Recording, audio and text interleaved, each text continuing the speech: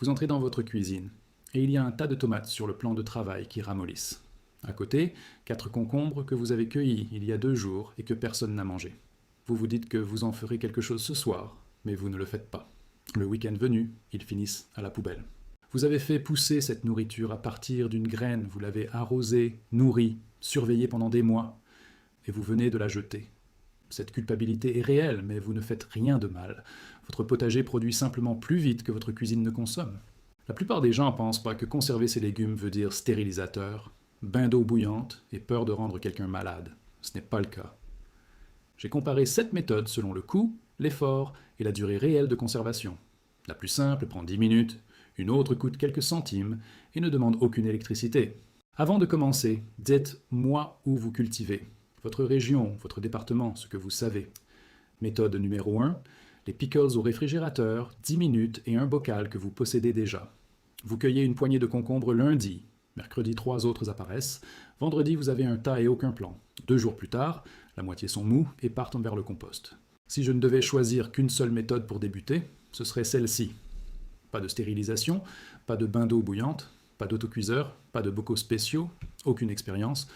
Voici la partie qui change tout. Vous n'avez besoin d'aucun de ces équipements pour faire des pickles. Le vinaigre de la saumure fait descendre le pH assez bas pour que les bactéries ne puissent pas survivre, et le froid fait le reste. Du vinaigre, du sel, un bocal, votre réfrigérateur, c'est tout. Les concombres que vous alliez jeter sont maintenant des pickles.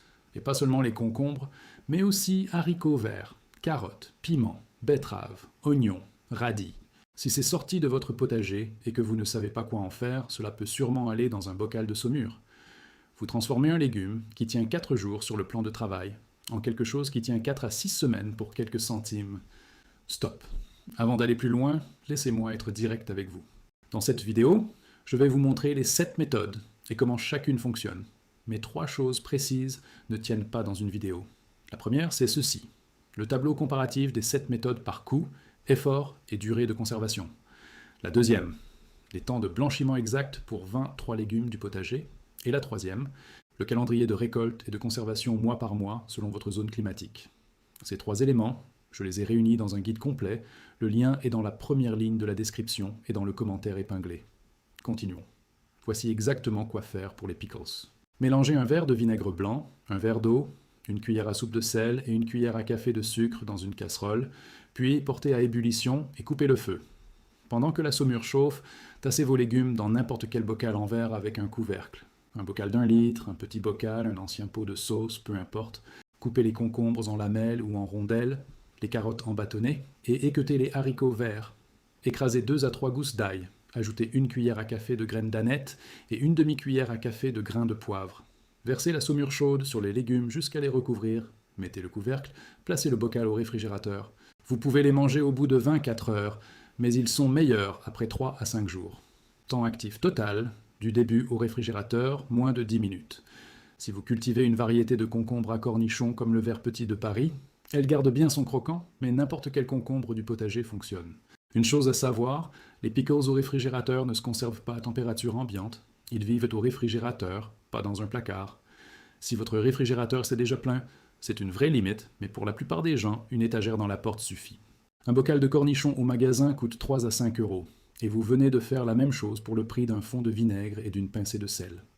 10 minutes de travail, quelques centimes d'ingrédients, et un tas de légumes qui partaient à la poubelle devient quelque chose que vous paieriez au magasin. Méthode numéro 2, la congélation. L'étape unique que vous sautez et qui gâche tout en décembre. La plupart des gens qui congèlent leurs légumes sautent une étape. Et c'est pour ça que leurs haricots verts ressortent gris, mous et au goût de sac de congélateur. L'étape, c'est le blanchiment. 2 à 3 minutes dans l'eau bouillante, puis directement dans un bol d'eau glacée. Vos légumes sont pleins d'enzymes, et quand vous les mettez crus au congélateur, ces enzymes ne meurent pas. Elles dorment. Elles ralentissent, mais continuent de dégrader la couleur, la saveur et la texture même à moins 18 degrés. En décembre, vos haricots verts paraissent gris et n'ont plus de goût. Le blanchiment tue ces enzymes avant même qu'elles atteignent le congélateur. L'INRAE et les guides de conservation disent tous la même chose. Blanchissez tout avant de congeler. Ce n'est pas une suggestion. Cette seule étape fait la différence entre des légumes que vous avez envie de manger en janvier et un sac de bouillie grise. Voici votre geste. Faites bouillir une grande casserole d'eau, environ 4 litres par demi-kilo de légumes, et plongez-les dedans. Les haricots verts, 3 minutes, le brocoli 3 minutes, le maïs en épicette à 11 minutes selon la taille. Le temps écoulé, sortez-les et plongez-les aussitôt dans l'eau glacée pour la même durée, puis égouttez-les bien. Étalez-les-en une seule couche sur une plaque et congelez 1 à 2 heures, puis transférez dans un sac, chassez l'air et notez le nom et la date. C'est tout, 8 à 12 mois de qualité. Certains légumes ne se blanchissent pas du tout. Les poivrons se coupent en dés et se congèlent directement sans aucune préparation. Les tomates, lavez-les, retirez le pédoncule et congelez-les entières sur une plaque. Elles sont parfaites pour les sauces de l'hiver. Les courgettes, râpez-les, pressez-les dans un torchon et congelez en portions pour le pain et les muffins plus tard. Pour les haricots verts, une variété à rames productive comme la Phénomène tient bien à la congélation. 25 minutes de blanchiment en juillet vous achète 8 mois de légumes qui ont vraiment le goût de légumes. Mais la méthode suivante ne demande pas de congélateur, pas d'électricité et coûte quelques centimes, restez avec moi.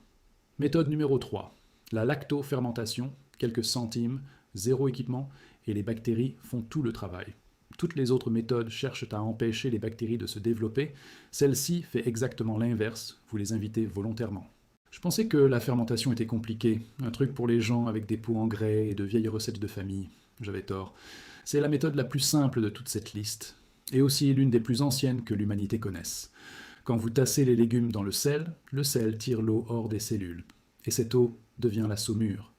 La saumure couvre les légumes et chasse l'oxygène, et les mauvaises bactéries ont besoin d'oxygène pour survivre, sans lui, elles meurent.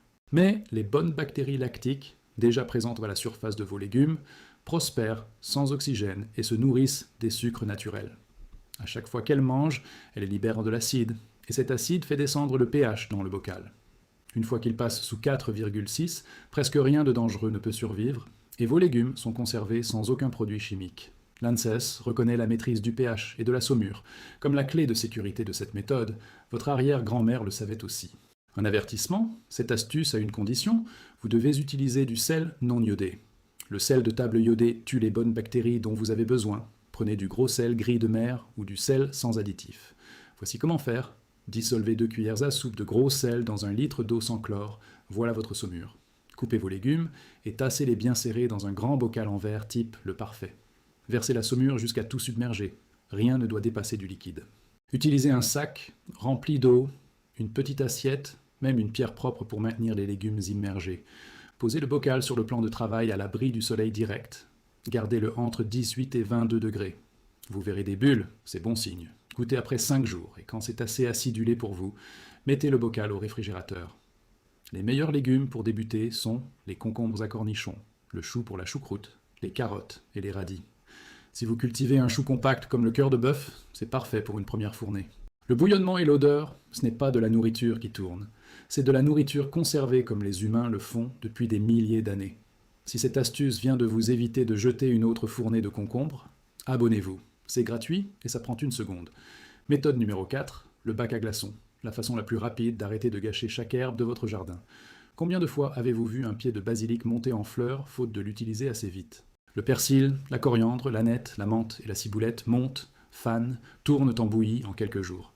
Voici ce que personne ne relit. Vous pouvez congeler les herbes comme on congèle du bouillon dans un bac à glaçons. Prenez un verre d'herbes fraîches tassées et mixez avec 2 cuillères à soupe d'huile d'olive, puis versez dans un bac à glaçons standard. Chaque cube fait environ 1 cuillère à soupe. Congelez, démoulez, mettez dans un sac de congélation. Quand vous cuisinez pâtes, soupe ou riz, attrapez un cube et jetez-le directement dedans, pas de décongélation, 3 à 4 mois de conservation. Pour le pesto, mixez 2 verres de basilic avec 2 gousses d'ail, 1/3 de verre d'huile d'olive, du parmesan et une poignée de noix. Les pignons coûtent cher, les noix font très bien l'affaire. Ou laissez-les de côté, le pesto reste délicieux. Versez dans un sac, aplatissez et congelez. Puis cassez un morceau quand vous en avez besoin, il se garde 4 à 6 mois. Méthode numéro 5, la déshydratation. Appuyez sur un bouton, allez vous coucher, réveillez-vous avec un garde-manger plein. Un déshydrateur souffle de l'air tiède sur les légumes en tranches pendant des heures jusqu'à ce que l'humidité disparaisse. Une tomate fraîche est surtout faite d'eau, et les bactéries ont besoin de cette eau pour vivre. Quand vous séchez vos tomates sous 10% d'humidité, la moisissure ne peut plus se développer, et rien n'a assez d'humidité pour gâcher la nourriture. Les légumes séchés tiennent 6 mois à température ambiante, et sous vide, ils tiennent des années. Coupez vos légumes à environ 1/2 cm d'épaisseur, et posez-les en une seule couche sur les plateaux. Les légumes vont à 125 à 135 degrés. Les herbes plus bas, environ 100 degrés, pour préserver les huiles. Vérifiez après 6 à 12 heures. Et quand les morceaux cassent au lieu de plier, c'est prêt. Pour les tomates, une variété à chair dense comme l'aroma sèche plus vite que tout, et une seule plante vous donne des kilos.